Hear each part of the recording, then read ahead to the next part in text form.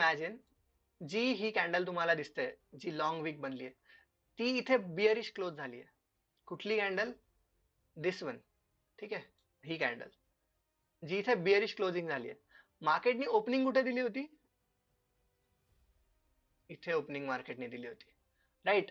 All the web to market कुठे गेलं घेऊन? 3897 ला. म्हणजे जेव्हा 3897 ला मार्केट होतं तेव्हा ही कॅन्डल अशी दिसत असणार आहे, राईट.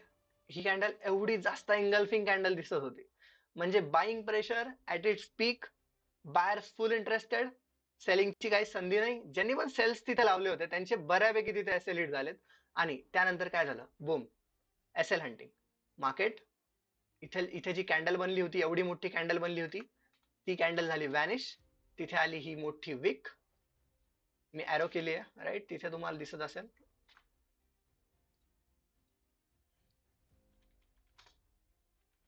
इथे बनलं लॉंग विक, आणि आपण इथेच आता लिहिलं होतं long wick equals to long wick candle equals to strong rejection. म्हणजेच काय? ह्या लेवलला आलं strong rejection, and then what? Market suddenly, तुम्ही बघू शकता 1 ते 2 कॅन्डल्स मध्येच मार्केटने ऑलमोस्ट इथे 600 to 700 पिप्सची मुवमेंट दिली आहे.